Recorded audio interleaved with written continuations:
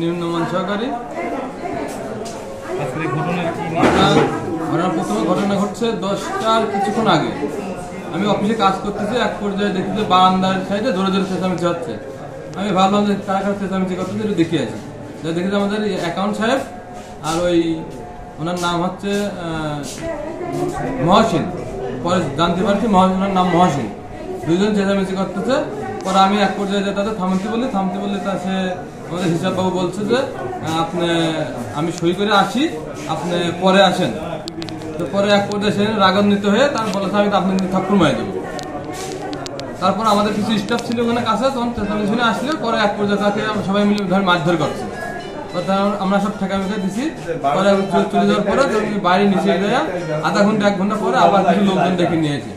তাদেরকে আমরা চিনি না, বলছে যে নাকি পরে শুনতে পাচ্ছি তার বলছে নাকি যে আওয়ামী লীগের লোকজন ধরে মারছে আমাদের। পরে এসে আমাদের অফিসের ভিতরে মারধর করছে। এবং মোহাম্মদ রাসেল, উনি সাবজাস্ট 3 করে সাবজাস্ট 2 করে শ্রেষ্ঠ সহকারী। ওনাকে নাক দিয়ে রক্ত বেড়াইছে, উনি হাসপাতালে ভর্তি আছে। আমার হাতে লাগেছে ঠেকাইতে যায়। এবং রাসেল, তারপরে রাকিব, তারপর জহুরুল, মামুন, ফরিদ, এরা সবাই আহত হয়েছে। আপনারা এখন কি চাচ্ছেন? আমরা সুষ্ঠু বিচার চাই। হামলাকারীদের নাম জানেন? হামলাকারীদের নাম মহসিন, ওনার নাম মহসিন। উনি লোকজন ডেকে নিয়েছে। উনি কি করে? কোনো দলীয়? উনি মৌরিও না, উকিলও না।